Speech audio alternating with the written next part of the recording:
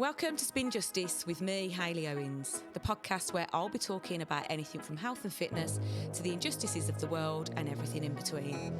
I've worked within the criminal justice system for over 20 years and have more recently taken to teaching indoor cycling, otherwise known as spin. Each week I'll be talking to a different guest about a topic that's personal to them, whether it be to raise awareness or just because. Most episodes will contain strong language because of who I am as a person, so if that's not for you, then probably best to swerve. Any opinions expressed by me are my own. Welcome, Connor Tierney. How are you? I'm all good. Yourself? Yeah, I'm all right, yeah. How was your holiday? Exceptional, to be fair. I say that because I knew that before I'm about to go into hell, which I'm in now for the next 8-9 weeks, I could manage to get on holiday and have some sun. So, yeah, it was perfect timing, really. Yeah. Did you eat and drink? I did. Do you know, funny thing is, right, that's the only holiday I've been on. Okay, right, there was a moment where I was absolutely violently sick because I got steaming, and that was because Villa lost and Eubank won. But every other day other than that, yeah, I was like having a complimentary glass of wine with my food, and that was it, really. Oh, really? And I was really good. I weren't drinking beer. I was drinking I think we had a cocktail the one day, but it was like one cocktail by the pool. So considering the amount of alcohol I always get through on holiday, like it was a completely different holiday. And for the first time, I trained every single day, sometimes twice a day. On holiday? Yeah. Where did you go? I went to a place called Bahia Principat in Costa Rica. Okay, yeah, I know where it is, yeah. Beautiful place, yeah. No way, so you was training there? Yeah, yeah. What was the heat like?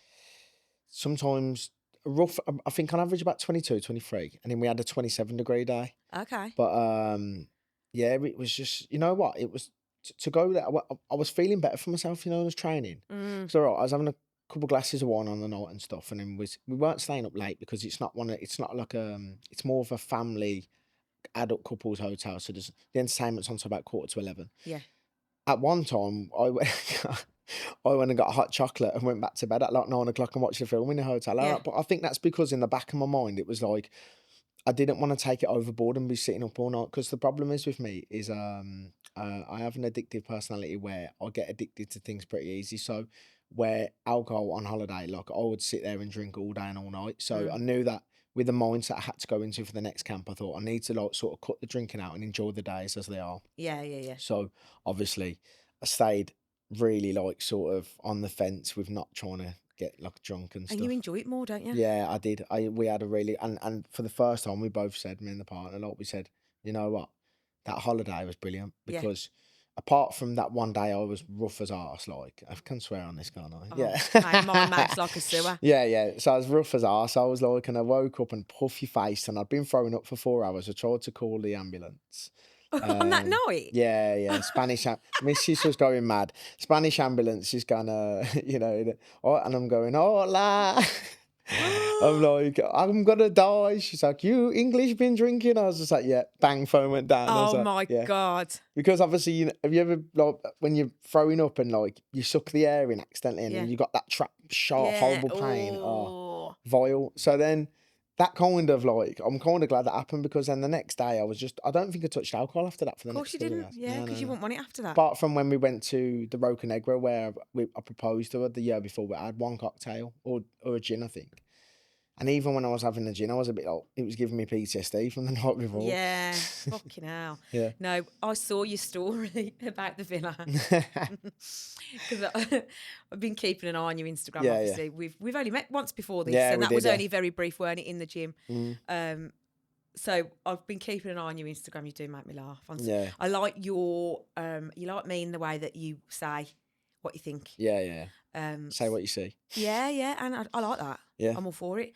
I think I've seen like you do some of your stories where you're just like talking in the car or the van, whatever. Yeah. And that the villa one was quite funny. Yeah, that was funny.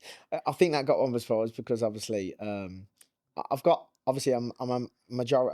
predominantly a Birmingham City sort of person where all my friends are Birmingham City. Yeah. But I have got Villa friends and stuff. So when I done that, and obviously I wanted Eubank to win, and I woke up the next day and everyone's going on about the decision. Yeah. Like, I think the real people know the right person won, but some people are like, oh, it's a robbery. So I've gone, oh yeah, no robbery.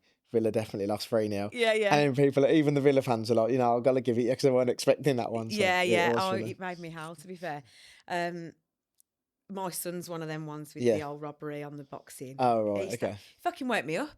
I was like, mate, I've got to go to bed. I can't stay up for this, I'm knackered. So I went to bed, and then I heard him fucking ranting and raving downstairs that night. So, but anyway, you've had your holiday. Yeah, yeah. And now it's Hard work time. Now we've just had the announcement, which is, I can't even say, it's an unbiased review here because everybody say it's the biggest bare-knuckle fight in British history, I think, between two British fighters. There's never been a fight this big. No.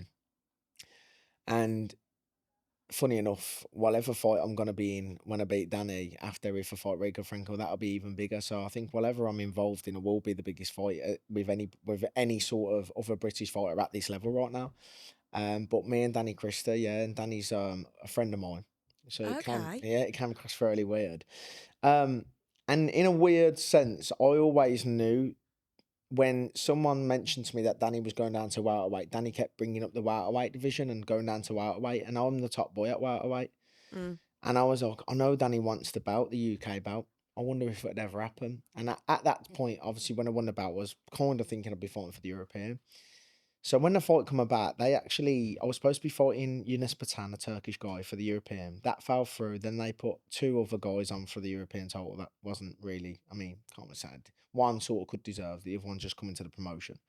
And then it was like, they were like, well, you need to, if you want to move up the weight to go to the European, you need to vacate. You're British. And I was like, no chance. I'm not that's my title, wasn't it? Yeah. So I know why, because on the grapevine they were trying to set Danny Christie up against another guy, and I just turned around and threw a spanner in the works and said, I didn't know it would be Danny, but I said, well, I'll tell you what, I'll just defend my title. And he was like, what? And I was like, I'll defend my title. And next thing you know, he goes, I was going to put it on for Danny. Do you want to fight Danny? I said, yeah. I'm not bothered. Like, at the end of the day, me and Danny are friends, but we're not best pals. We knew each other a few years ago in Wembley, and I've got a lot of respect and a lot of time for him. But it's a business at the end of the day. We're sole traders, we're individuals. Do you know what I mean? And Danny called me up. I'm lying in bed, and my missus is doing a blog, sorting herself out on a dressing table. And he just called me, and I went, hello. And he went, how are you doing, brother? I was like, I'm all right, yeah. He was like, yeah. He was like, hey, what's this about this fight then? Is this up like me and you? And I went, yeah. And I laughed, and I went, yeah, sound, mate. I said, listen, I'm not bothered, I'll fight you. And he went, mate, it's what I want to hear. He was like, because I do look up to you. And he was like, so I see this as a good challenge for myself. And I said, brilliant. And I said, this will be a big fight. So then, as you can imagine, obviously, we've had to keep, it's the worst kept secret in bare-knuckle. Right. So everybody sort of knew, because he's like, you go to someone and someone like, who are you fighting? Go, I'm fighting Danny Christie, but don't say anything. So everybody in the know knew. Yeah. So like, but everyone, the fans didn't know. And I knew how much it was gonna like shock the UK scene, because I know how much of a loved person he is. I know how much of a loved person I am. We've both got massive fan bases, and we're both friends, so it was gonna come as a shock. Yeah. And it has, and obviously this will be the biggest fight of my career. And I'm pinching myself still because I'm headlining the NEC. Yeah, so 28th of June. Yeah. Is when it is. Which, you know, it's a bit of a running joke, isn't it, Carl? Because everyone that comes on who's advertising or promoting something, I'll go, I'll come to that. And then I realised quite quickly after series 1 that I can't fucking go to everything. Yeah. And until I see you in the pictures in the crowd. Yeah. I know. But I actually have got a 40th that day, because I said to you, I'm 40 the week before. Yeah. You're 10 years younger than me. Oh, okay. You're 30, aren't you? Yeah. 10 years younger than me. I didn't think you look 40 at all, to be fair. Thanks. But, No, but I've got my 40th the week before that, and there's another 40th the week after. And when I saw the date, the posters and everything for 28th of June, could I go to that? Because there's a few on it now. Obviously, it's not just you're headlining, but there's George's on. Ricky Nalda, Chris Trezor, obviously 2 guys, and then there's Frankie Gavin. Yes, I've just seen that. And then Jamie Cox, who fought George Groves for the world title. And then there's a list, there's still more and more. Jamie Cox doing bare-knuckle then now? Yeah, he's coming over and having a go, So I'm not saying having a go, like saying, he's not going to do no good. No. But like, he's crossing over, same as Frankie, and they're going to dip the toes in it. Like. Oh, okay, I didn't know that. It's getting big now. Yeah. Well, Jamie was fighting back when Tom was fighting all them years ago. And Jamie so- was a very high level. I remember. Got to world title level a few times. To be honest. Yeah, I remember him. I do follow him on one of my pages, I think, so I'll keep an eye on that. But yeah, so I keep saying to people, I'll come to this. Firstly, I don't know if it's just because I'm getting a bit older, but I liked, like you said about your hot chocolate in bed at 9. Yeah. That's a bit of me. Yeah. Like, so I actually don't really like going out. Yeah. And I started committing to things, and then when it come round, I think I can't be arsed. But I'd That's committed. me all the time. Yeah. So I felt like I then had to show my face. So I've stopped saying I'll go. So if I go, I'll go. And if I don't, I don't. And then I ain't promised anyone anything. So, but I did say to Simon at Fitness Factory, if there's an after party, let me know. Oh, yeah, So yeah. So I Yeah, might you won't come to the fight as well. yeah, I might just call the after party. We are trying like that. That's. I mean, I'm not doing any work, and I've just got other people on the case for me. I'm just like, where can we go? At this rate, it's probably going to be bushwhackers. Yeah. So, But right, so just rewind a little bit and just tell me a little bit about your background. I want to know about you because, like you said earlier on, you're doing a bit of vlogging now. Yeah. I want to know. The first thing I picked up with you is you've got very good manners. Yeah. And that was just obviously with us just very first speaking about arranging this episode because we originally did arrange, but you went on holiday, which is why we've rearranged for today. But obviously you're a Wheelie Castle lad, yeah? So you grew up around there? Yeah, I grew up in Wheelie Castle all my yeah. Grew up in Wheelie Castle all my life. Lived there for 30 years basically until I moved, obviously in December. I'm from a big family. I'm one of 16. 16 siblings? Yeah, so my dad's got 3 other kids with 3 different women. Okay. And he's got 13 with my mum. And they're still together now, yeah. And Oh I'm my the God. oldest of the 13. And the youngest is Kobe, and he's 4. So Bloody hell, what's that like? hectic. It's crazy. I think Christmas, like, I've got a lot. I mean, my Caitlin, she's 27. I think then it goes down to Ty 21, Cavan and Tegan 18, now 19, and then it goes right down for the ranks at 13, 12, Yeah. 11, 10. Like, yeah. Bloody hell. I know. So I'm from a massive family. From a big family anyway in Wheelie Castle. Like, my dad was one of 12 or something. I think in total years ago we knew we had about 160 first cousins. Fucking hell. So it's, Back then they had the big families, didn't Yeah, they? the My Irish dad's one of families and 11. stuff. My Yeah, mum's one yeah. of 7. So there were, bigger families. I've just got 2 brothers. But how big's the house? funny. It's actually an inner terraced house. It's not even semi-detached, but it was originally a 3-bed. Then I lived there with my nanny Tierney, who passed away. We moved in. We lived upstairs, and my nan lived downstairs. It's not a flat, like, it's just a house, Yeah. but we put a living room upstairs and 2 bedrooms when I was really young. And obviously my nan passed away. My dad bought the house cheap on the council. Yeah, And yeah. obviously he's done it up now. So they've put a loft conversion and that. I think there's 3 beds in the loft.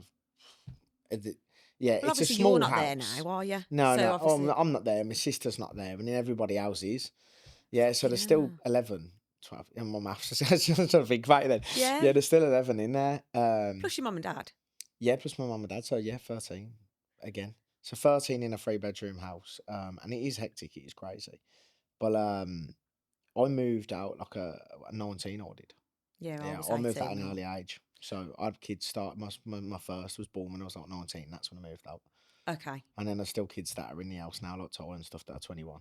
I don't want to say lie about, but you are. So Yeah. But like, when you moved out at like that age, was Yeah. that because you'd got a relationship and you were raising a family of your own? Or yeah. was it because So it was I had hectic?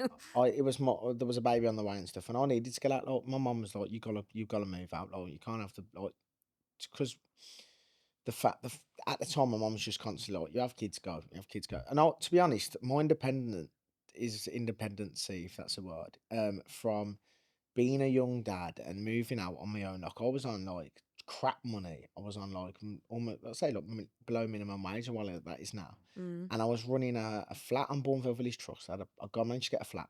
I was running a flat on Bourneville Village Trust and a car, and I was going to work and stuff. And obviously, like, food shopping and that was hard because we never really had a lot of money. I'd never had any money. That was the thing. Like, my mum and dad were a working class family. I never come from anything special. Like, I always say that, so I'm working class. I come from a working class background.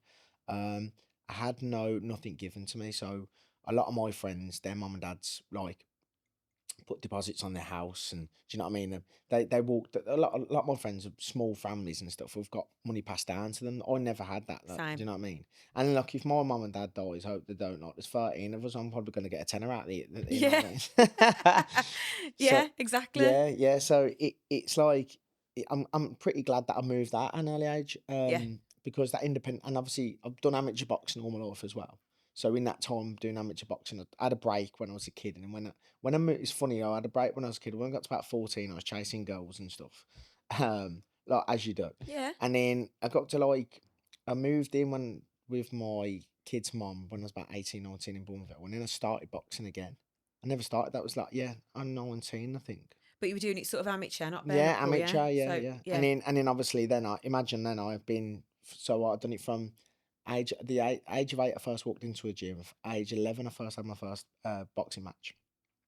Stopped when I was about 14, 15, got trained but didn't fight, and then got back into it when I was like 18, 19. Mm. Which And has that been consistent then? it's From been then to now? consistent, yeah. Yeah. And it's actually got, it's a shame because I look at my career in amateur boxing and everybody's so, you know, you're so talented and this and that, and then they just never used to train hard.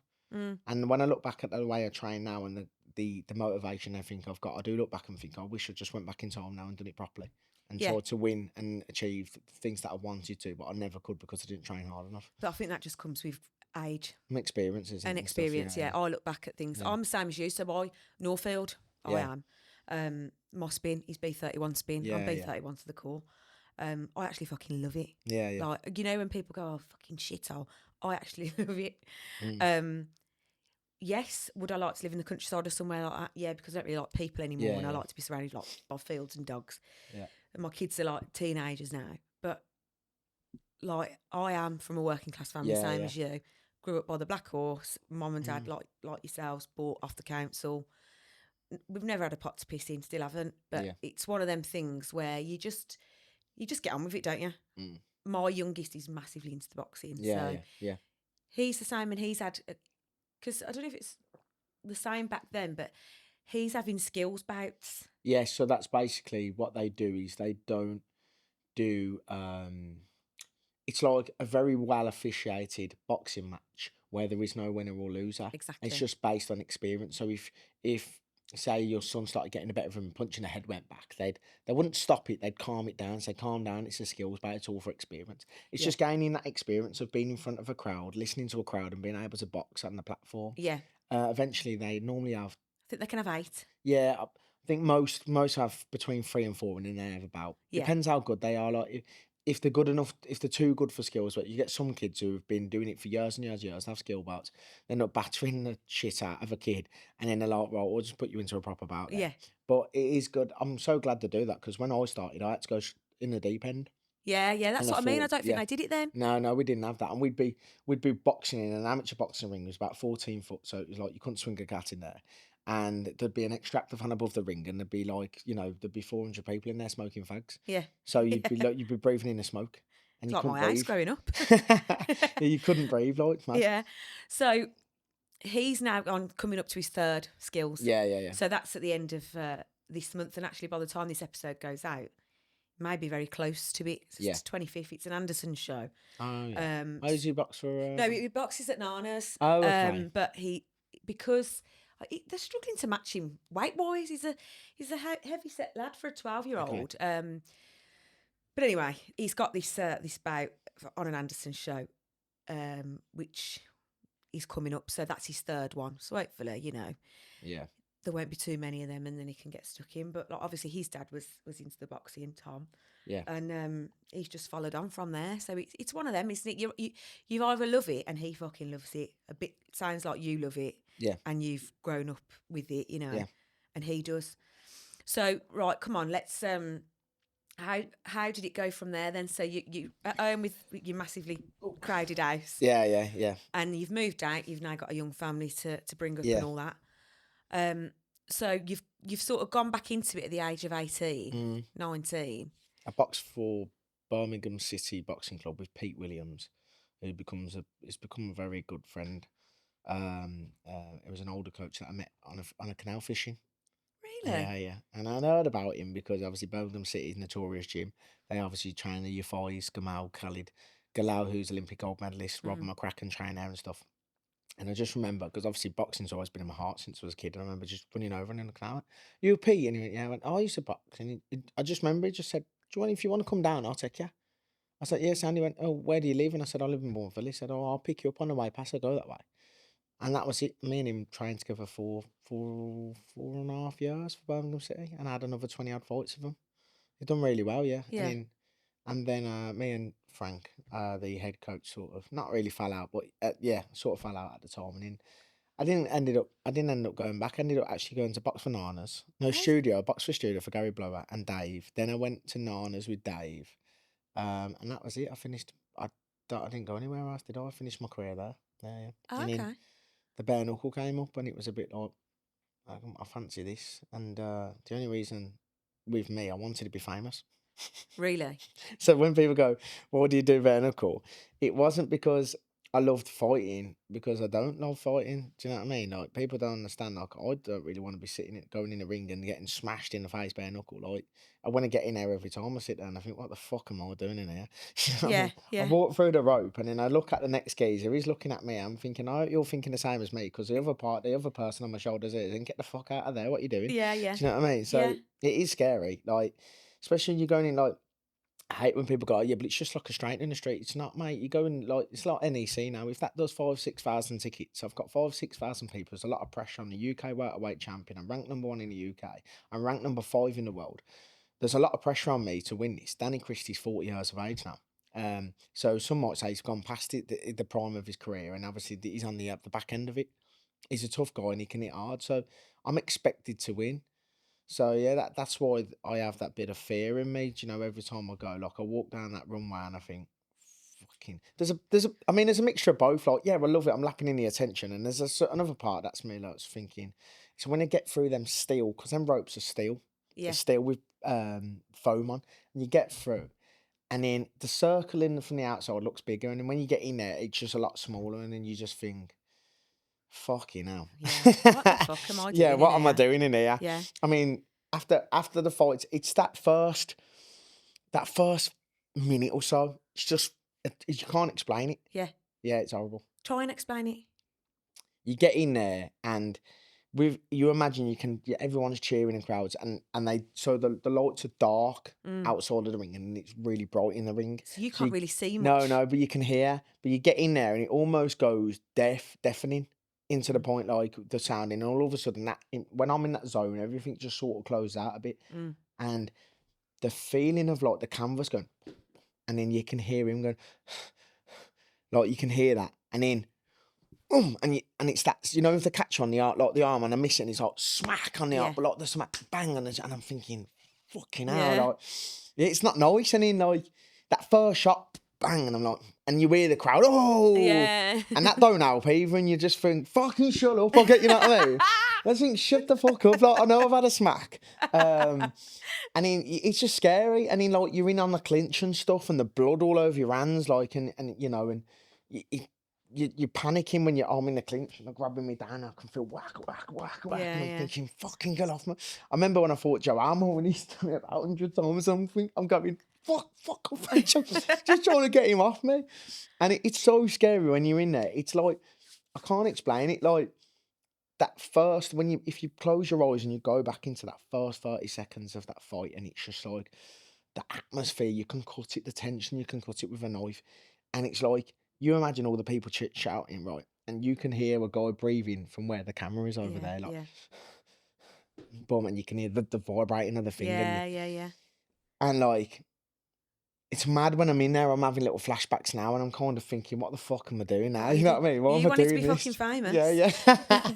It is so. It's and it's like the smack as well. Like, and it's good when you catch them. And you in bare-knuckle, you always miss your shots because you're used to gloves.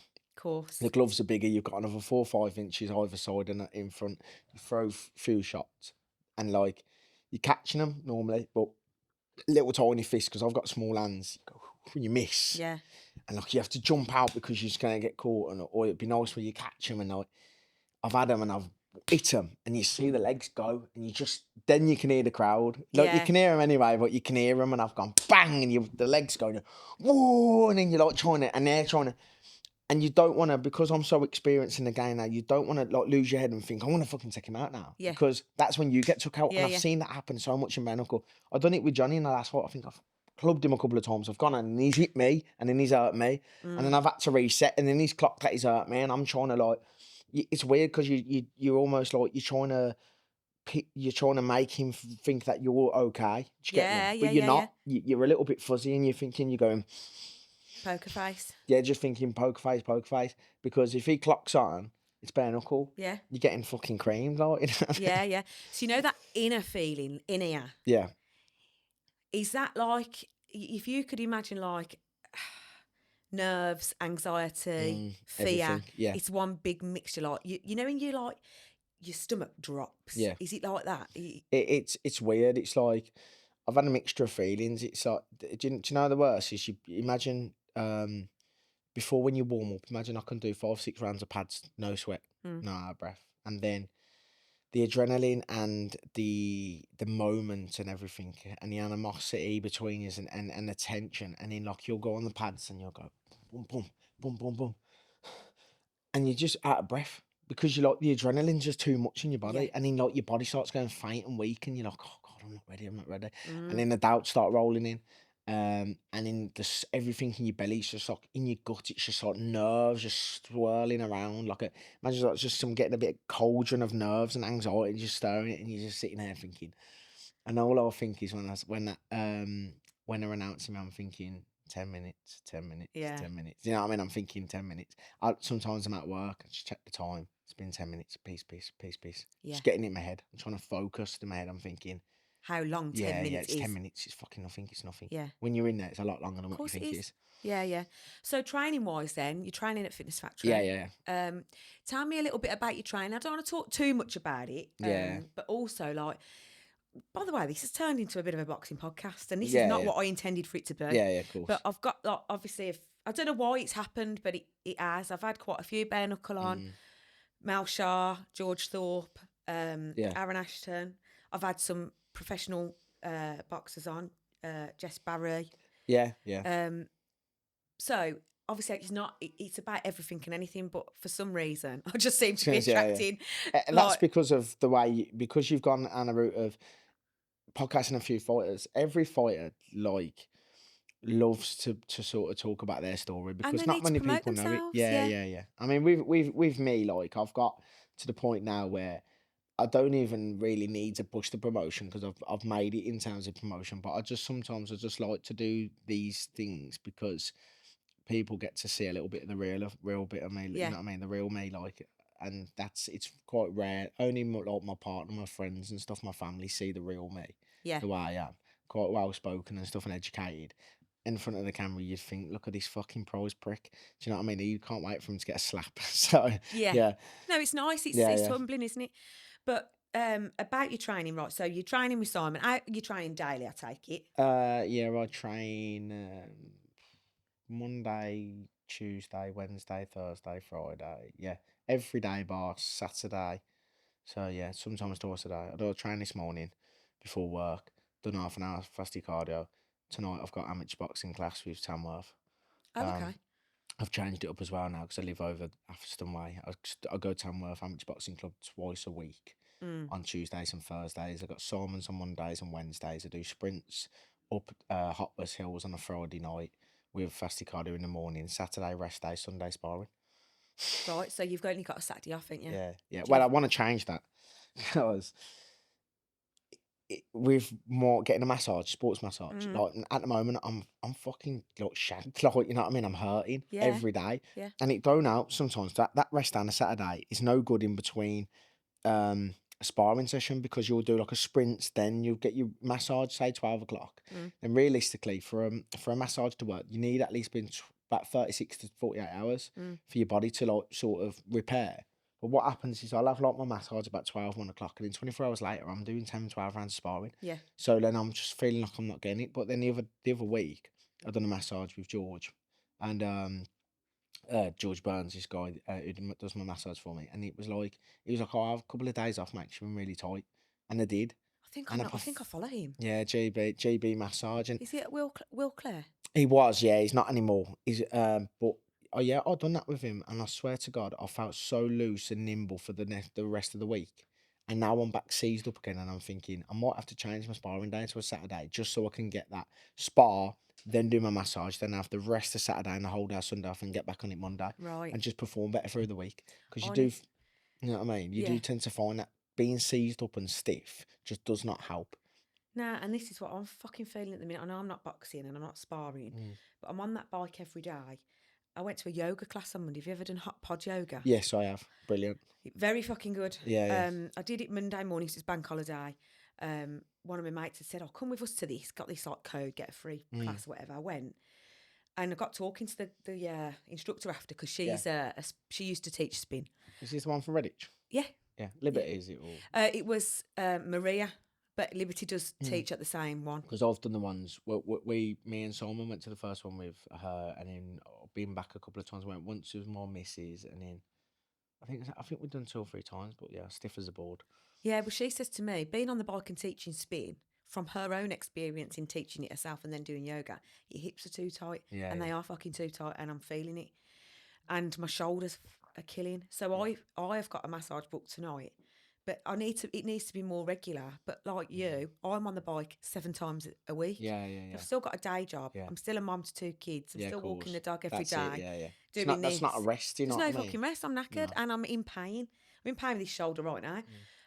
My joints are hurting and stuff. So I want to start doing a bit more yoga, getting more massages in, and start looking after myself a bit more from that perspective because it does make a difference, doesn't it? Definitely. One thing I would recommend, something that I never done enough of previously in my career, is getting more massages and more work on my body because it sounds stupid me saying I'm 30. Some people go, so you're still young, but I'm a lot older than older people in this sport because of the moles on the clock now. Like, I mean, you think I've been doing this since 8 years old.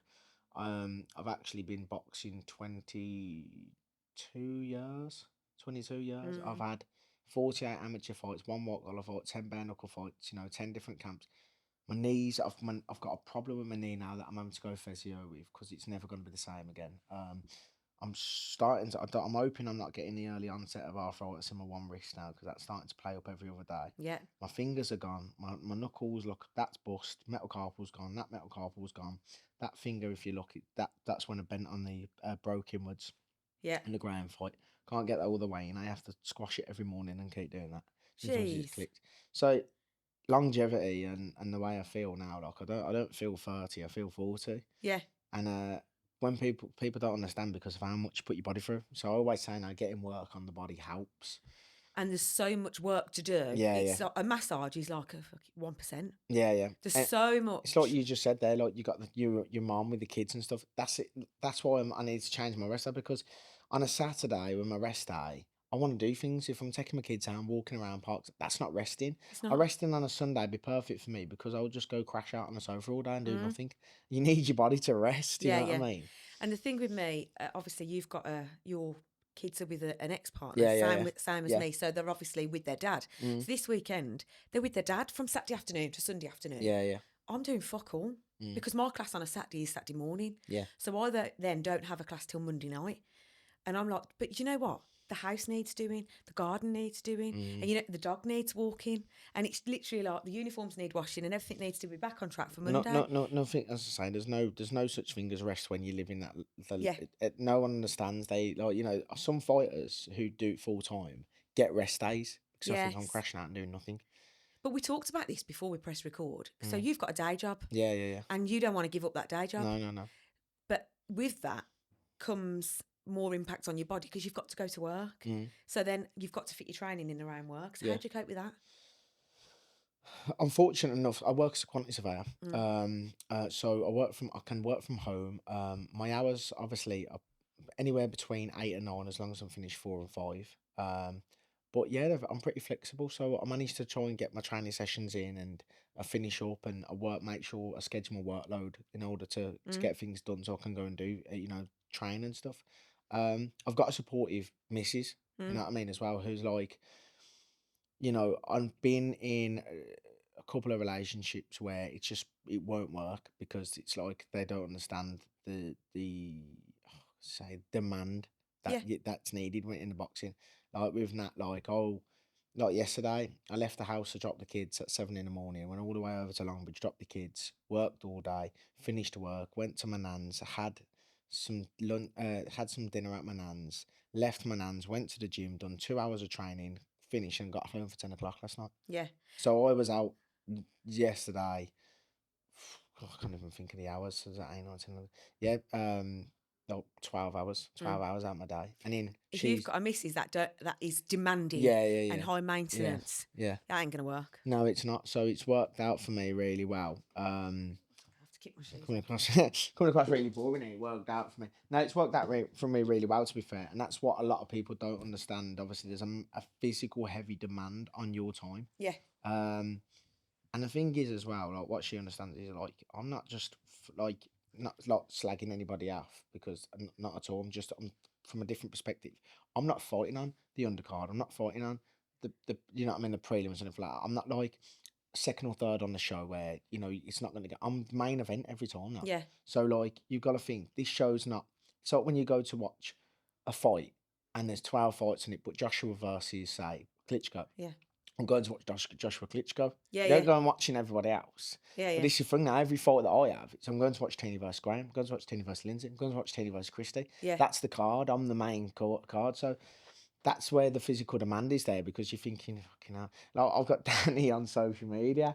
I seen him running up the steps yesterday, doing step sprints and pads, and I'm sitting there. Plays on your mind because you think, fucking hell, I'm not training hard enough. But Yeah. I know I'm fit and I'm the leanest I've ever been out of camp. Yeah. But I'm sitting there thinking I need to do more. You know what I mean? I'm putting pressure on myself where I kind of remember the days when I started and I was on the lower end of the card. Nobody gave a fuck about you, to be honest. Nobody cared. Yeah, yeah. Nobody cared. And Yeah. obviously, I always wanted. I manifested it because I love it.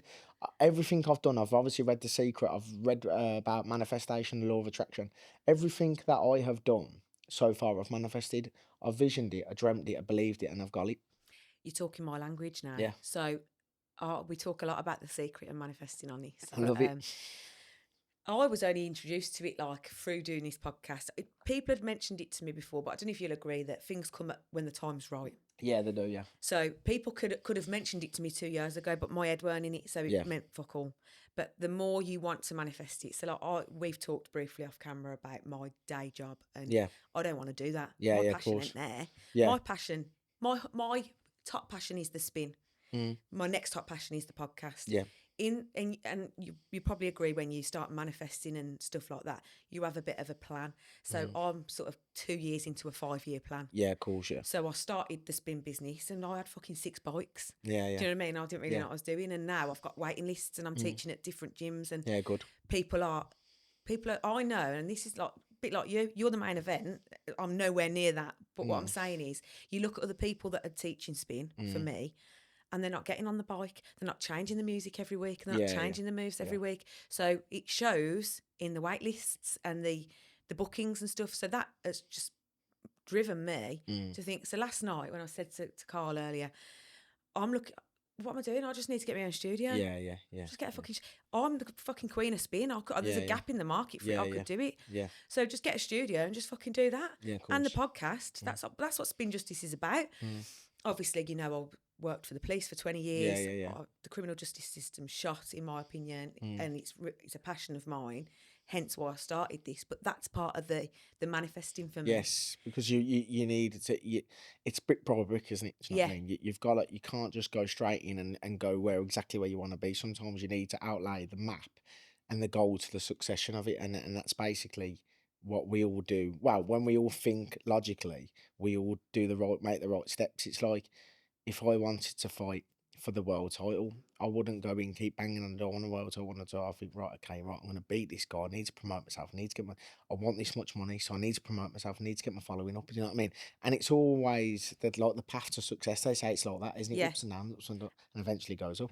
Like you said, like you I know, like, the kind of the outcome you want, but you've got to take it brick by brick to get to where you want. Do you know And what I there's mean? definitely, and I hope you'll agree, and I hope you will have experienced this as well. I'm not on my own here. There's days where you're on your arse. Oh yeah, big time. And people look and people go to me, fucking hell, how you smashing it, literally since like I've left the police and started doing what I'm doing. I get messages all the time going, you're smashing it. Mate, you don't see me when I'm fucking on my Yeah, arse, yeah. literally ironing them fucking school shirts or, you know, Yeah. picking Yeah, up yeah. dog shit or whatever I'm doing, yeah, like from my day-to-day life. Because there is only me to do it. Like there is only you to do what you're Yeah, doing. of course, yeah. And people don't see that, do they? But there's some days when I'm fucking rock bottom and I'm like, but I can see the bigger picture. And I think a lot of that, the journey comes with the consistency. Because then it's easy to just go, I can't be arsed.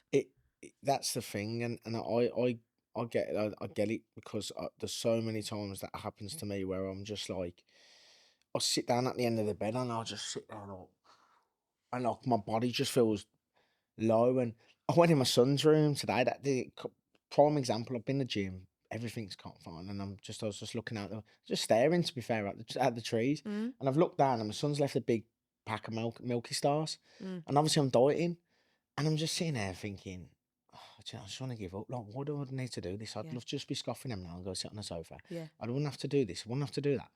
And then like you get low about it and you sit there thinking, is it really worth this? And where am I at now? And I said this is where I want to be. Like I said, nothing comes straight away, does it? Like it's still the opportunities. They will. That's all I read about The Secret. So I got the book. I read The Secret, and I read and started to like focus on the finer details of like people make me laugh because they'll go, yeah, if you close your eyes and you keep saying, I'm gonna get Lamborghini, I'm gonna get you're never gonna get Lamborghini. No. Like it's never gonna turn up. It's like them car competitions, and we all think we're gonna get it. We all start planning what we're gonna do when I'm driving my Beamer next week, but it's not gonna happen. But with manifestation, it's like you have to put, like you say, like you have to work towards, like you have to everything I've learned in life is I said about growing up. Yeah. Never been given anything. No. Now, I've had friends that have won competitions, money, been given money by the parents. Inheritance. Inheritance. I've never had that. So now I just go. I always say to myself, I'm like, I've just got to earn it. I've got to earn it. You know what I mean? My investments, I've got invested. If I've invested, for me, it's not a gambling. That's something where I know it will make returns. Maybe won't do it yet. Maybe next for the 5 years. But I know when I do, I'll get them. They'll be good returns. But that's like I say, because I manifest it in my head. I'm thinking that's that. Do you know what I mean? Like that's there. Yeah. I'm still doing my boxing. I'm still working, and I'm trying to generate all different sources of income. Yeah. It's fucking hard. I know it is. Really I hard. know, and I'm the same. You know, I've never been handed anything. No. And sometimes it can make you quite resentful in a way because Yeah, you it think, does. oh, fuck, you fucking get, this person or whatever he is getting everything handed to them, and I'm fucking grafting my ass off constantly, and you become or can become quite resentful because you think, oh, I've had to work hard for everything. But at the same time, I had a farmer on not long ago, and he said to me, he's very much on this wavelength, and he said what he started doing was, instead of saying, I've got to go to the gym, he started saying, I'll get to go to the gym. Yeah. So that's some what you read in the book, isn't it? Yeah. How they outlay the way they use their words and how they think. Yeah. It's their thinking strategy is different, isn't it? Yeah. So instead of me going, I've got to go and teach this spin class, Yeah. it's going, I'll get to go and teach this spin class because I swear to God, that feeling that you're going to get when you win that fight and that euphoric feeling, I feel that on a bike and I don't know why. Yeah. I don't even know why this has happened. I haven't got a clue. But the feeling I get from teaching a class, and I think it's probably more to do with the music. Passion as well. I know It's the passion and it's the how I can put the choreography together, and I don't know where it's come from. But people literally say to me at the end, that was fucking wicked. Yeah. Like the music, I like the swearing in the music. I don't like keep it clean. No, of course. And I like it to be what we were listening to growing up. Yeah. Or do you know what I mean? So I'd like to change it all. I'll have a bit of upbeat. I'll have a bit of fucking. I had Queen on last night. Yeah, I you love know that. I mean? Yeah. So it's all a bit different, and I buzz from it. Yeah. But then thinking, I've got to go and teach this spin class. Yeah. It's not. I'll get to do. I'll get to do this, and it is about mindset. No, it is. It's all about how it's it the way works. it's your perspective on life, isn't it? Realistically. Yeah, it is. For me, like I always think to myself, I won't do this, I won't do that. But then I sit there and I think, fucking hell, no one's in a position that I've done. I think that every day. You have to be grateful, don't you? You have to gratitude. Yeah. So I sit there and I think, I cry a lot harder. Do you? Yeah, I cry a lot. I'm quite a very emotional person in a sense there where people don't understand this. Like, fucking hell, my missus, mate, she's a similar cry loads. I'll just sit there and start getting teary. I went on and and randomly, and I went on a Stairmaster or a cross trainer the other day, and I just started picturing me walking out of the NEC, and I just got teary on the fucking, and I'm just, because it's like everything I dreamed of as a kid. It's like I'm so lucky to be where I am. Do you know what I mean? Like Yeah. I look at everyone that's underneath me, and they're trying to get where I am, and I know it's hard. And people go to me and they go, "How the fuck did you get? How have you done?" And I'm sitting there thinking, I fucking worked hard. hasn't That's been what I've handed done. to me. No, I worked hard for where I've got to now in life. And you know what? I sit there, and like I say, I'm a very emotional person that people don't see. Obviously, behind closed doors, but I mean, there's a clip on my Instagram. If you scroll down, and when I fought at Wembley, and you go through a lot of emotions in camp, and they last cutting away. And I remember my daughter rang me Brook Lock, and I just burst out in tears on the phone, and I uploaded it on Instagram. I had loads of content, and people messaged it, like commenting that, going, "Mate, this is so good to see," because I am like I'm not a cold hearted person, like, and everybody will probably look at that away. Like I said to you earlier off camera, like people think, "Oh, he's moody, you don't know me." They'll go to my friends and, "What's he like? Is he aggy? Is he this?" And I'm like, "Mate, it's a lot." No, it's fucking sound. It's proper sound. And you know, I love that's why I started the vlog and stuff, because I want people to see the real me, you know. And I've got fans. But I want not more fans. I want more people who don't like me to to not change. I don't want to force them to change their opinion. I want them to see the different side to me, the actual side to me that they haven't seen. For them to, it's like for you, for instance, if I kept seeing your podcast and you kept coming up as like a dickhead, I'd think, "Oh, she's a fucking dickhead. She is. I wouldn't fancy going on a podcast with her." But then you don't know, you started doing like a vlog and stuff, and you nice, and then I was like, "Oh, actually, you know what? She seems fucking sound, to be fair." Like that's what it is. It's like stigma, in it, and like with Conor McGregor. Like everyone goes, "Oh, Connor's this kind of stuff," but I met Conor in real life. It's fucking hilarious. His sound, and I just thought like that's the side that people don't see a lot of the time. Yeah, So that's why I'm doing everything like the way I am. It's hard to form opinions until you meet someone. No. Isn't it? Like you can get an impression of someone based on what you see online or whatever, and we all do that, I think. Yeah. But until you actually meet someone and have because I always think generally people are like the same, aren't they? Most people are trying their hardest. Yeah. Grafting, whatever. Everyone does the same shit behind closed doors. You know what I mean? And I always think they're probably all right. We can't get on with everyone. That's a fact. Like we can't like everybody. That's just the way it is. But you've got to give people a bit of a chance, haven't you, to get to know them a bit better. Yeah. But how do you feel about? Very quick question here. How do you feel about people not liking you? Does it bother you? No. Do you know the only thing that boils my piss is when so. It's hard to explain. So basically, I don't mind people don't like me. I know that's just part of the parcel, and sometimes I thrive on it. It's just some of the messages and the comments I've had in the past. Like, I mean, I put one up the other day, I had an argument, and sometimes I just think I need to get to that point where I think, stop letting it get to you. Like you're fucking way past this now. You're 10 fights in. You're 6 years in the game, bare-knuckle. Like, how much have you had to go through this? Like some lad messaged me, commented, but it wasn't the context. If you commented on the page of me and Danny. And he went, "God, can't wait to Danny tonight." I've seen loads of them comments. It doesn't really bother me. I'm not fucking arsed.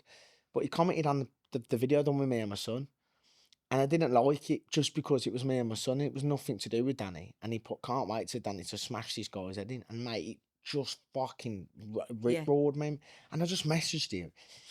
Fucking nonce, you this, you that. And then I just deleted the message and blocked him. And then he messaged me on Instagram, the cheeky cunt. And he was like, "Yeah, what, you're going to delete your message?" Like, "You're a fucking nonce, mate. Go and fuck yourself." He's like, "What, you can't take an opinion?" I said, "No, you comment on a fucking video with me and my son. Comment on the one with me and Danny." And he's like, "No, you just can't take an opinion." I said, "Mate, if I ever see you, I'll fucking slap you." Like, that's exactly. And then I just lose my shit, man. I'm just like, "You fucking little cunt." Sorry. And, how many C-bombs been dropped now on this? So, Glimper now was the first ever. Chef. He dropped the first seat. So my mum basically said to me when I started this podcast, "Hayley, for fuck's sake, don't call anyone a cunt on there." And I haven't, and I have been really good with it, haven't I? But so far, there's been the odd one dropped, which is in my vocab. It's one of my favourite words, to be fair. "Boils my piss" is my top used phrase. Yeah. Boils my piss. Is that what you're giggling about then? Was that the picture of you and your son training? Yeah, we've done a video. I saw. But I've had it a few times. Like, someone will just randomly honestly, I'll wake up out of bed and I've had a message where someone's obviously been on a clat at 3 a.m. and they've messaged me like, "Fucking bum, you'll get banged out." And I sit there, right, and I'm just like, and obviously I'm just like, right, fuck this. And I go on, I'm like, you dirty little nonce, I'll smash your fucking head in. Like, I can't help it. I'm just like, you fucking, and I just want to say everything to like get at them. Yeah. So I think, and then like, there's no point saying meet me because they're not stupid. They're never going to meet me, are they? They're going to say, fuck off, swivel. You know what I mean? And I sit there sometimes, I got like fucking I got like Hitman vibes. I'm thinking, should I just put a fucking grand on this geezer's head to get his address? I'm just going to land at his door and just bout him. You know what I mean? Like, fucking... But do you know what? Like, at what point, or does it ever come? See, I asked you that because... And I hope I genuinely mean this, because I don't give a fuck. I know what I'm doing. And I know my kids are number one. Everything else can fuck off. I don't care, as long as they're all right. So as long as I'm doing right by them, and some people are going to watch podcasts or whatever and not like me, I don't care. There's people I don't like, I don't give a fuck. So I genuinely hope that stays. Do you know what I mean? But at what point, like you're saying, 10 fights in, 6 years in, and some people are still pushing buttons. I reference Ricky Gervais a lot because he's probably one of my top watched comedians. And he don't give a fuck, but he does respond to stuff. And he genuinely don't care. Can't help it sometimes. But and is it just that? Because we've all got that defence in us. It's how you're feeling on the day. Because I've had it when I've seen things and I've gone, whatever. Like, I'm just genuinely not concerned. But then I've had other times, maybe when I've got my back up a little bit and someone's commented and that, like, I hope you get fucking knocked out. Yeah. And I'm just like, I'll knock your kids out. Like, you know what I mean? Do you know what I mean? Like, what's going to hurt them the most is just go on a profile. There's him and his 8-year-old son. I'm like, I'll punch your 8-year-old son in the head. What are you going to do then? Do you know what I mean? Like, how horrible. I'm not going to punch an 8-year-old boy in the head. But you know what I mean? I just want to say it because it's going to fucking hurt. I mean, he's going to think he's threatening my son. I'm like, yeah, come do something then. Fucking twat. Do you know what I mean? So, it does. It's that, isn't it? We've all got that defence in us. And you think like, and I think that's probably to do with how you've been brought up. You know what it is as well? Because you know deep down, when you were like, a cold-hearted, horrible wanker of a person probably would not ever respond to, oh, yeah, fuck off. And I see them because I've got friends that are up in the industry and celebrities and YouTube, and I see the hate and they never respond. But I know them type of people as well. They're pretty fucking like cold-hearted people that just don't give a fuck anyway. They only care about themselves. So they're like, yeah, fuck off.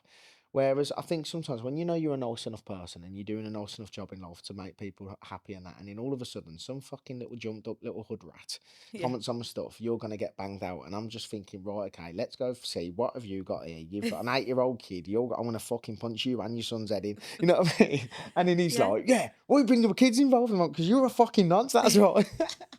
But obviously, like, I think it's in that moment, like I said to you, like, some days you just chilled and you're like, oh yeah, fuck off. And in other days, I don't know, something just makes me click. Yeah, and like you say, you probably, especially when you're in camp, because you probably, like, you want that bag of Milky Stars. You want to fucking chill and watch You do Netflix. get ratty, I'll get really ratty. Yeah, you can get ratty because you're tired and you're aching. Yeah.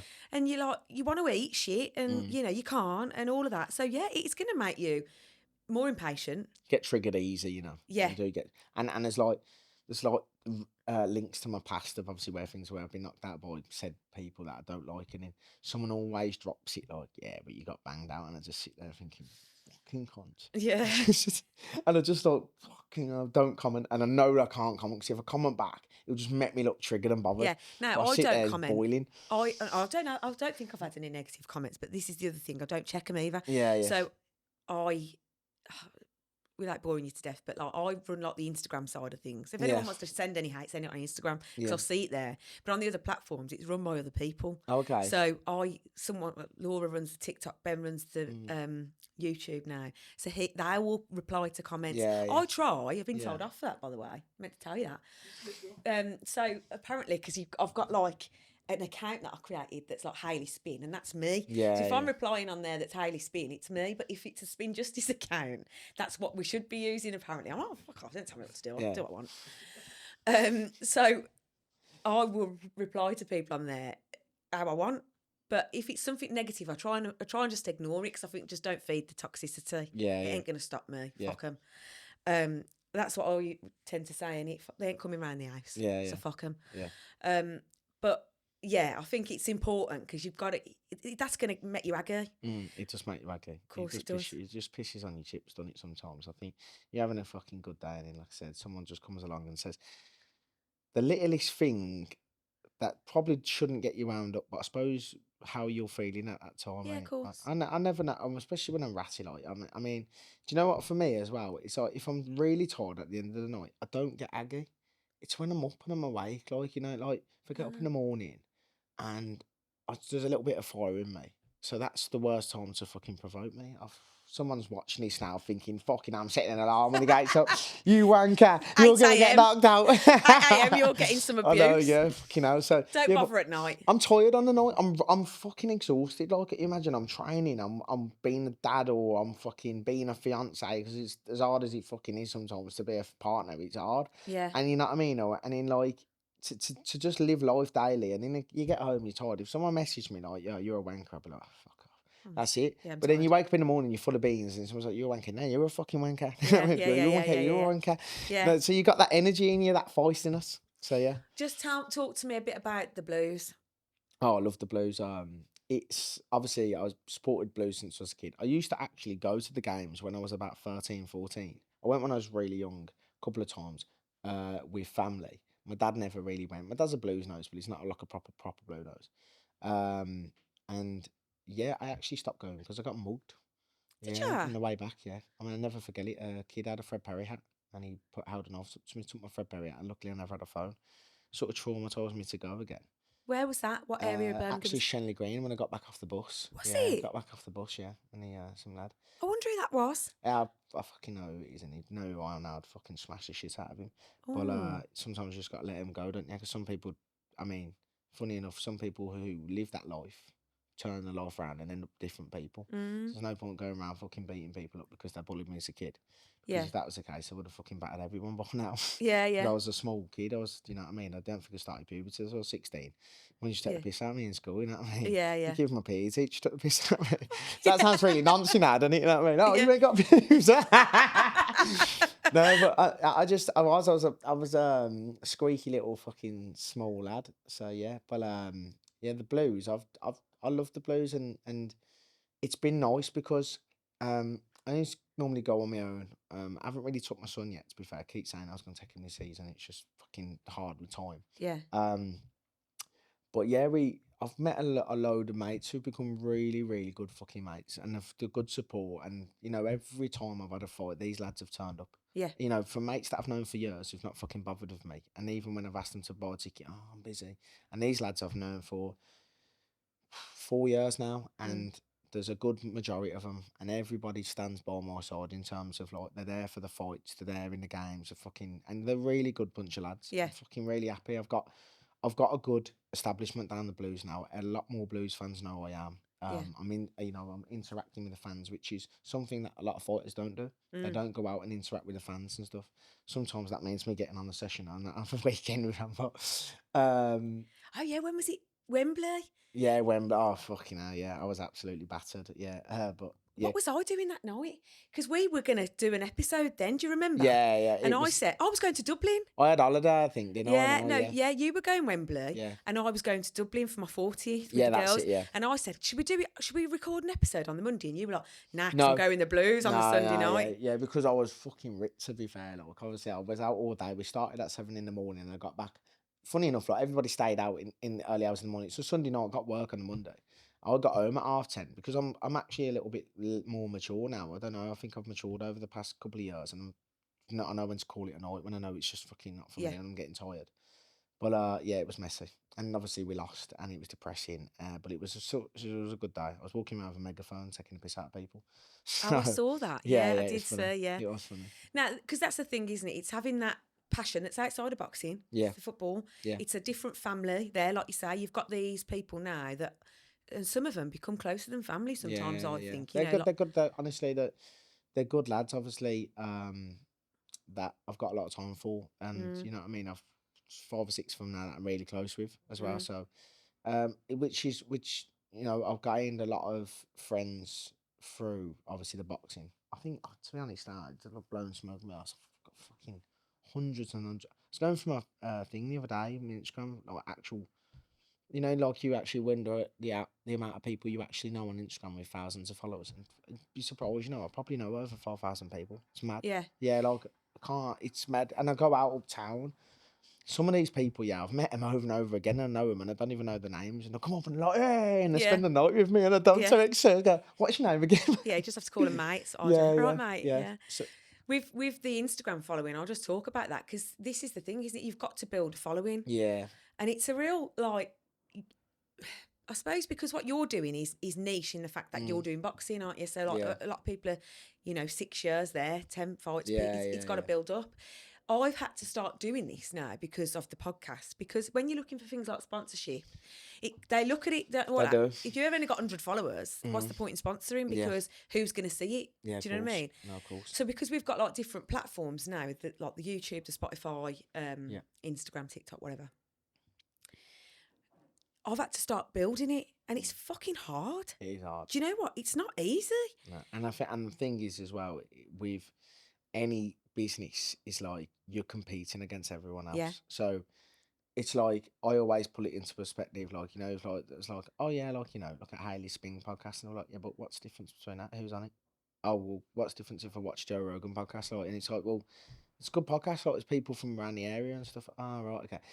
And then that's the problem with like everyone's trying to compete to get it. So building a following on Instagram's hard. And I know a lot of bare-knuckle fighters that have had 2,000-3,000 followers have never moved. Yeah, yeah. Do you know what I mean? Yeah. And then they'll say to me like, "How are you getting the following?" I was like, "Because I caught it earlier on." Do you know what I mean? And I do things differently. Yeah. Like I'm a little bit more out there and more vocal and that's what you've got to be, and that's why your podcast is good because you're swearing and stuff like that, and people think it's funny. Some podcasts they won't do it. Oh, I know. Tell They me won't. about They it. won't swear at all. Yeah, and the thing is as well, I remember talking about this I think I did touch on it on a previous episode. On your dashboard on Instagram, when you've got a professional dashboard, it tells you how many views you've had in the last 30 days. So at the time, I think it was on something like 250,000 views in the last 30 days. But it was literally like on about 1,000 followers. And I was like, if fucking 1% of those people that are nosing on my page just clicked follow, you don't understand how beneficial that can be when you're trying to build a business. It ain't going to stop me. I'll get there. I'm 2 years into this plan that I've got. I will get there. I ain't going to slow down. But it's hard work to try and get people to follow you because you think I'm actually like a decent person trying to do a decent thing. Yeah. Like, do you know what I mean? No, anyway, talking about the doing things a little bit different. You are vocal, ain't you? Yeah, I am. And you'll say things, and that's what I like. And I said to you in the plan that I sent you, I want to talk about this. Yeah. I want to talk about the fact that you'll talk about. I'm sure I've heard you talk about like paedophiles and stuff on there before. Yeah. Because I wanted to do sorry, Carl. I wanted to do a paedophile hunter episode. Nothing's come about from that. I want to do it. Yeah. I've started following that Stop Stings, sent him a message. Yes, trying to get. Yeah, I mean, I'd be interested to watch podcasts like that because, to be fair, obviously everybody hates. Do you know what I mean? Paedophiles and everybody in that context, but it'd be interesting to see from the perspective of how they narrate the story of how they go about it. Do you know what I mean? That's what I wanted to know. So the ones I've been watching, they wear the cameras. Yes, they do. And they might orchestrate it through a way like it's a, that's what I'm looking for, decoy. Yeah, so it might be an adult pretending to be a 12-year-old child, but they catch them that way, and then they turn up at the house and they've got the cameras on. It's all above board, like phone the police and that. But I wanted to get them on to sort of say, talk me through this. Like, you don't have to, like, it's a bit funny if they don't want to show the face, on there. Like, I don't know. Some of them do show the face, yeah. So I wanted to do that anyway. It's on the horizon. I keep putting it out in the atmosphere, it'll happen. So that was something, but I've heard you talk about it, and I like that because I'm vocal, and I don't think we should be shying away from stuff. No. Why shouldn't we talk about it? I just think that like it's too much of it goes on unnoticed and brushed under the carpet. I know there's a lot of people in. I've gone down the rabbit hole of TikTok and stuff, but there's a lot of people. Obviously, we call them the elites, don't they? So the government and in America and the Hollywoods and stuff like that. And it's funny when obviously like all the Epstein scandal came out, and then all of a sudden, fucking everyone was panicking. Epstein supposedly killed himself, and all the fucking flight logs are trying to get burnt out and stuff like. At the end of the day, like it's just fucking when you actually sit back and you think nothing can physically be done about this. I know.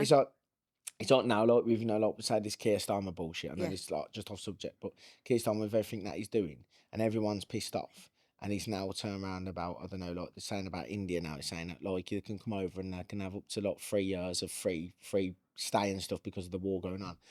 And then people go, well, what about the people who are here and all that? And I just sat there and I said, well, do you know the problem is like if we're all colonised into sort of thinking, oh, I don't really want to like speak out, or I don't want to go on strike because I won't lose. I think if everybody just managed to come together and go, right, okay, let's do something about this. Yeah. Let's fucking strike. Let's riot. Yeah. But no one will do it. No. And that's what and so like this is with this paedophile thing and stuff, and these people that go down and they don't get much time and that, like, why and no, not like glorifying a drug dealer here, but why does like someone who's carrying fucking class A drugs with the intent to supply get 5-6 years, and then somebody who's been carrying indecent images of a child be getting like 12 months and getting out? It's Fully crazy. agree. Fully fucking agree. And this is a big passion of mine. Yeah. And I know there'll be a time and a place for me to talk about it, and you know the reasons why and all of that. But I fully believe that that's the path that, because fucking things like this boil my piss. I know. And like you say, all right, I'm not glorifying drug dealing and things like that. Crime's crime. But why are some people getting heavier sentences? Yeah, I know. I've got my own opinions on it. You know, I think that there's corruption in everywhere. Course, you know, there is. But I think on this topic, like you're saying about Epstein and the conspiracies, yes. I've been listening to a lot of stuff recently. I've been listening to Shaun Attwood's podcast Shaun recently. Attwood, yeah. He's invited me onto his podcast in a couple of weeks.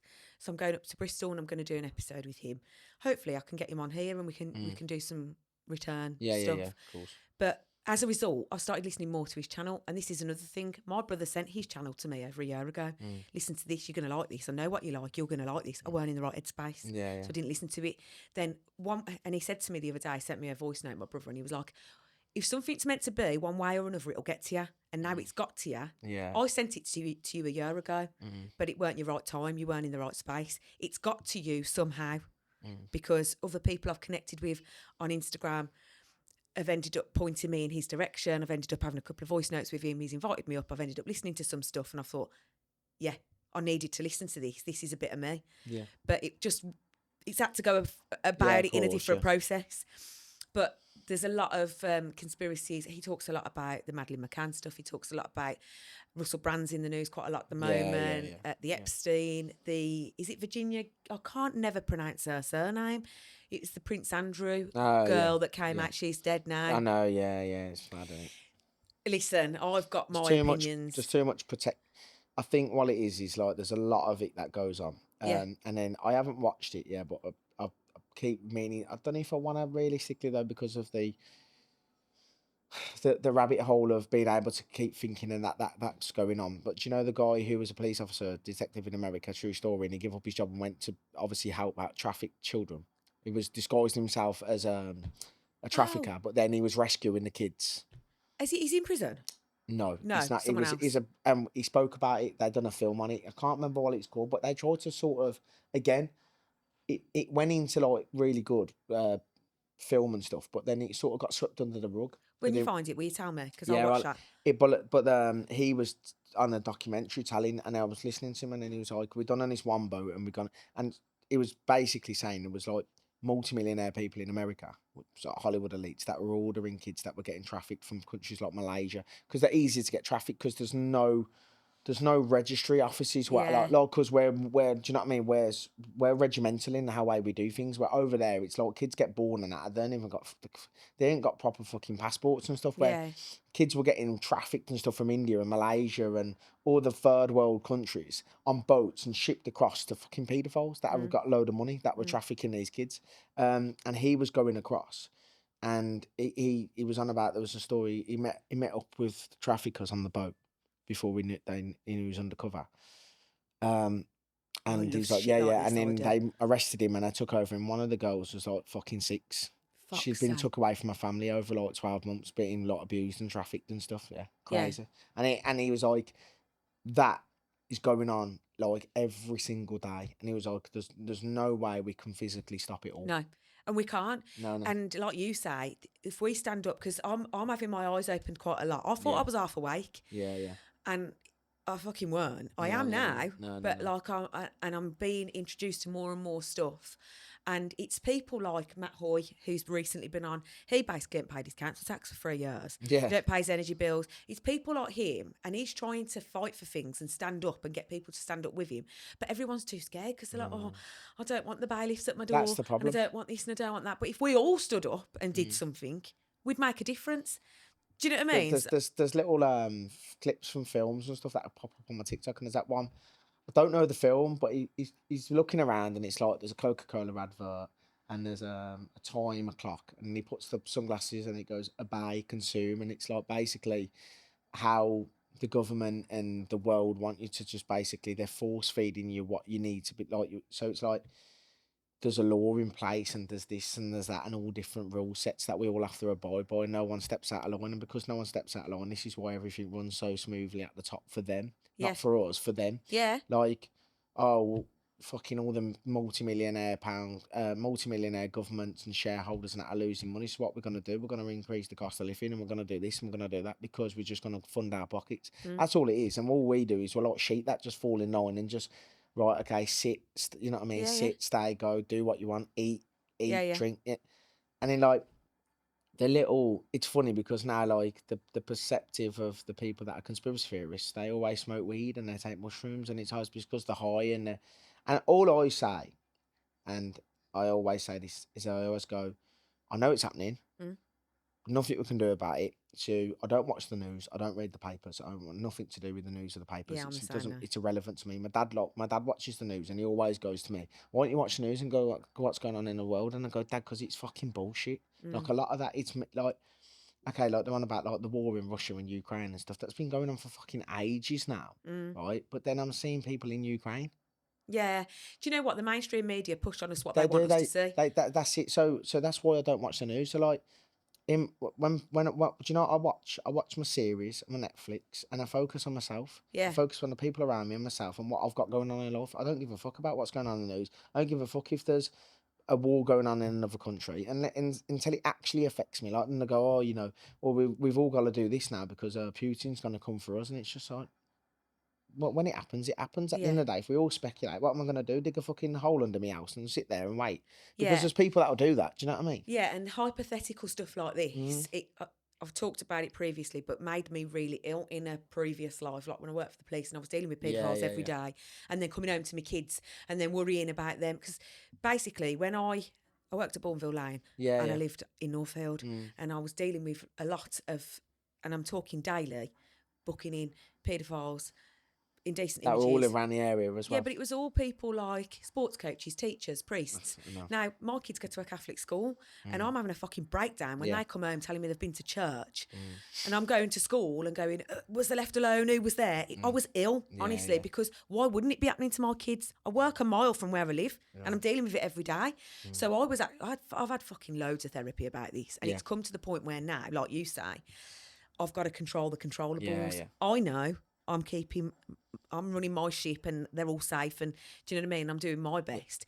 It is going to happen. Well, I just to touch base on you saying that about the priest and that, but I grew up a Catholic from a Roman Catholic family. Had all the confirmation, baptism, etc., communion. And recently, over the last few years, I've stopped actually believing in any type of religion. I know a lot of people turn to Jesus and stuff like that, right? But one thing, obviously, this is really opinionated opinion for myself, but something that I've learned is obviously when I looked into more and more, obviously, of this paedophilia scandal with the more and more the churches and the priests and the Catholics and everything else that was going on where kids were just constantly getting abused by the church, and until I watched a couple of where one bloke was abusing children, got found out by the church, the head of the church, who moved him to another church where he abused, and he went to 7 different or 8 different churches just abusing kids because that's what he wanted to do. And then I just thought, okay, well, we're like, I'm going to believe in a religion where we have a God. Obviously, being a Catholic, I just thought where we have a God, and that is not punishing these people. These priests are living to the age of 19 and dying, and then they've went and abused and ruined fucking 400 kids' lives from, and that's when I just thought, you know what, there's a couple of things, because I know it's a touchy subject because people are religious and there's Muslims and there's Buddhism and all that, but I just thought, you know what, I feel like religion causes a divide and causes war. It does. Well, look, you've got like India and Pakistan going to war, like obviously then, and it will be like Muslim versus Sikhism, and then it will be like over here. No one calls. This is what I don't get. No one calls a Pakistani person, or they always go, he's a Muslim. That's religion. You're using religion as an identification there. Like you wouldn't say to a white person, he's a Christian, or he's a Catholic. It's like, he's a Muslim, though, he's a Muslim, or yeah, he's a Jew. Do you know what I mean? So I just feel like it's a label that causes a lot of fucking aggro and animosity nowadays, and there's it's all about, like, people go, oh, I've turned to religion because it's peaceful and stuff, and I'm thinking, you're surprised. You go over to Palestine and everything that's going on over there, and that's all over religion and stuff. That's war over religion. Is the thing. And like you talk about the church and stuff, it's happening everywhere. It's not Yeah, just in it's the church. happening Teachers are doing it everywhere. This is the thing. So, like, there's too much evil in the world. Like, when people say about religion now, I just go, there's too much evil in the world now to make me believe. Do you know what I mean? Yeah. If there was miracles happening where things are happening and people are going, punishments are going on them, but they're just not. I mean, you got to think of people that are devoting their lives to being a priest, saying no sex and all that, right? But then abusing young boys for the rest of their life in the church, which just makes me think, well, where's the faith then? Yeah, exactly. I'm of the opinion, I've not really been brought up into a religion, but I married Tom. Tom was a Catholic, and we had the boys, and he wanted them to be, well, they went to a Catholic school. Yeah. And I've left it up to them now. So obviously me and Tom are divorced, and he's not practicing. And I was never Catholic anyway, but with the boys, I've left it down to what they want to do. So my eldest did never want to do his confirmation or his communion. He was like, I ain't interested, Mum, I don't want to do it. He's always been christened Catholic, and he's still at a Catholic school now. Yeah. But he's not really into it, do you know what I mean? Whereas my youngest is. Yeah. He's got the Bible next to his bed. Yeah. He's got a cross. That's just what he's like. But I'm glad you say that, because my kids have grown up in Catholic and they're in a Catholic school, right? And they believe in God like I did, and I support that. Yeah. Do you know, if anything, and I said this to someone the other day, it was on about religion and that, and where I am with it. And I said, I'm going to be honest, I've stopped really believing, but I said I would encourage kids to maybe look into doing religion, because you want to think that there is something there for them at the end, and when they get older, they can make their own mind up. Choices. This is the thing. You decide what you want to do. Exactly. Now that you're informed enough, and I'll support whatever you want to do. So yeah, I'm with you on that. I've got a question before we move on to the spin justice of the week. So, what's your 10 fights in? What do you want to do? Where do you want this to go? Physically, I have to ask myself this question every day. Okay. Because I sit there and I think, do I want 15 fights? Do I want 20 fights? How long have I actually got left? I mean, every time I start a camp, the first 2-3 weeks, like, I've had ups and downs now, where I'm sitting there thinking, do I really want to be doing this all the time? Why wouldn't I just want to be, sitting in the cafe eating a cooked breakfast every day and doing what I want, and not having to fucking think about what I'm eating and when I'm training?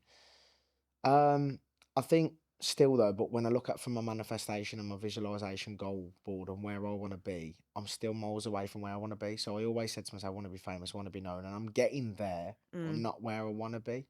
I think the money will come with it. So I haven't got high aspirations where I'm going to be like, I'm going to be getting £1 million fights, because I'm a realist. I know that they're not doing that sort of money. They're not. Do you know what I mean? And I'm not at that level. Maybe 2-3 years down the line, something might happen for me, but I think where I want to be now, I definitely want to win a European title or a world title next. I want to win. Obviously, I focus at one man at a time. So I want to beat Danny, win the title, go on, become a world champion, 2 or 3 big defences. And then I always said, I'll always bow out the game when I get to the level where I feel like I'm not there anymore. I'm just falling short. I don't want to be one of them guys that holds on to something that's not there. Like I said, I am very much a realist. So if I get to the point where I'm just falling short of the performances I should be putting in, and then I realise, this is not for me, or the hunger's not there, that's when I'm bowing out of the game. I don't want to be that person who loses the last 3 fights in his career because he feels like it's still there and it's not. Yeah, I think that's a really fair answer, isn't it? Yeah. Because you're not calm. Right, spin justice of the week. Did you read the plan? I did, but I can't remember it now. Right, okay, so... I definitely did though, sorry. Every week, Yeah. when we record, we have something called the Spin Justice of the Week. So it's something that boils your piss, you want to have a little rant about. And listen, this could be something like a fucking parking ticket. Yeah. Or it could be something a bit more major. I'll tell you mine, as I do every week. And mine was literally last night because I've got stuff that pisses me off all the time, obviously. Yeah, of course. Try not to get caught up in stuff, but we do. And my dog weren't well last night. So I was going to bring her in today. I nearly messaged her and said, how'd you feel about dogs? But because she's been a bit under the weather, I thought I'm going to leave her at home. So she was sick last night. And there's me, fucking midnight. She ain't right. She ain't settling. She's been sick. And I'm a realist. And I don't want to be... Basically, I thought, has she got something stuck in her throat? Yeah. Because she kept making this noise. And I was thinking... She's a raw-fed dog. She gets fed once a day. She's a big girl. She's 40 kilos. Jesus. And last night, she followed me into the kitchen. I was turning everything off. And she sat behind me. I thought, she must be hungry. Give her a couple of frozen sprats, which is normal for her. She eats them. And she was making this noise. And I thought, she's got something stuck. She ran down the garden and she's eating the grass, which they do to make themselves sick. Okay. So I couldn't get her in, and I can't lift her because she's massive. Yeah. So, and every time I tried to lift her, she lay down. And I thought, this ain't right, man. She ain't right. So I finally said to her, do you want to go for a walk? And she was like, ran to the front door, got a lead on. I'm walking her in my pyjamas now. Fucking B31. And I've got her in. She's not right. She's not right. She's not right. To the point where I phoned the vets. Yeah. And this is not like me. I'm not one to go to the doctors or the vets for nothing. So I've said to them, listen, I don't know if she's got something stuck in her throat. And they goes, all right, the nearest place to you, and there's a new pet animal hospital that's been built in Longbridge called Blaze, by the Longbridge McDonald's drive-through on that same side of the road. So you can take her there. It's 9 minutes from where you live. Sweet. So, by the way, just to see her is £350. Oh, Jesus Christ. I thought they're having my pants down here. So I thought, I goes, all right, yeah. So I literally put the phone down. I looked at her and I was like, seriously, you need to sort yourself out, kid, because I ain't fucking spending 350 quid. She just looked at me. Anyway, I thought, I'm just going to monitor her for a bit. Yeah. We was up for fucking hours. Now, I've got my alarm set for 6 because I'm on the bike at 7. Yeah. This is like 12:30 now, and I'm thinking, I'm knackered. Yeah. So that's my Spin Justice of the Week. And it's the price, of course, it's the price. But by the way, I've got to spin this morning and a couple of my spinners were there. And they said, you've clearly never been to an out-of-hours vets in a while because that's the going rate now. Really? You've got 3 dogs, Carl. Yeah, so when Nelly had her last litter, we had a scare with one of the puppies. Yeah. And they said for an emergency C-section, we were looking a minimum of £1,000. Yeah, so. Jesus, I'm not getting to being a vet. Yeah, this is what I mean. So I was just sitting in my house, I work from home. Do you want to bring that dog round there? 600 quid, I'll check it out for you. Yeah. I literally had my hand. I put my fingers down her throat at one point because I thought she's got something stuck. She needs to be sick. Yeah. You want to see the size? Was it actually that though? Or was she just ill? Do you reckon? No, I think she might have been ill, right? Yeah, because yeah. she was sick eventually. She was sick. And the amount It's of the worst grass that smell come ever. up, because she'd ate that much grass to make herself be sick, the amount of grass that come up, there's me, like a mug, clean up all this grass on the landing at fucking God knows what time. So it was the price. And I thought, do you know what? That can be my Spin Justice of the Week this week because they're supposed to be animal love. And I know there's a business, I get it, but fucking hell, just to see her for 150 quid. Yeah. That was before they'd done anything. Well, fuck that. So that's mine. You got one? I won't be getting a dog anymore. Yeah. Yeah. I don't think I have, to be honest. I don't really have, like, in terms of anything to rant about. I'm pretty, at the moment, I suppose just fucking wanting to eat what I want to eat. I suppose it's pissing me off, and the other, like, the guilt as well. Like, Monday, was it Tuesday? No, we never really ate much all day. And then we got this Biscoff spread in the fridge. Fucking amazing. Yeah. And then obviously I thought, I'll balance it with the rice cakes because they're fuck all. Yeah. I did about fucking 5. Yeah. And then I couldn't get sleep. Yeah. Because I had a guilty conscience. Oh, it was the guilt? Yeah, the guilt. That, like, thinking, well, I've put weight on now. What have I done this for? And you're supposed to be training. And then, I think it's more than a rant. It's more of a fucking... It's an injustice for you. Plea for help, isn't it? You know? Yeah, no, I get it. Yeah. I've got one for you. People that comment on videos of your kids when they should be commenting. Oh, yeah. There we go. Yes, people who fucking comment on videos of me and my son training and say, Danny's going to fucking knock you out. Yeah. Which, like I said, anyone else comment on any other fucking video. I don't care. Listen, people, if you're going to direct hate, just do it in Yeah. the right place. Do it in the right place. And Yeah. at the end of the day, like, or don't fucking pop up in my messages. I remember the one guy popping in my messages, sending me videos of him shadowboxing, asking if I'd give him a chance to fight me. Yeah. He was rat-arsed, mate. Yeah, and he was about fucking Fallstone ringing wet. It was probably just a laugh, Yeah, weren't it? Do you nah, reckon? I don't think. I think he'd been on the fucking session. And I was getting like messages at like 3 a.m. I woke up and put them all over Facebook, take the piss out of him. Oh my God. Yeah, I didn't hear from him ever again. Yeah. So out there now, there's someone fucking really sinister thinking, I'm going to kill this guy when I see it because he's ruined my life. Yeah. You know what I mean? Oh, I've lost my girlfriend because she found out that I was sending videos to a bare-knuckle boxer asking him to fight me. Yeah. Oh, well. Right, you got any shout-outs? Shout out to, obviously, Solomon Fitness Factory.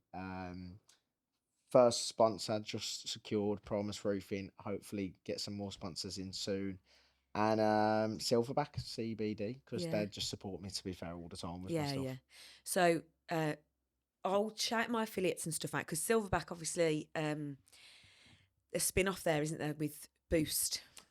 Ah, okay. Okay, so boostlifestyle.co.uk, spin 20 for 20% off. Oh, no, shame. So I'm using some of the supplements. Yeah, and stuff. B-Town Bomber 20.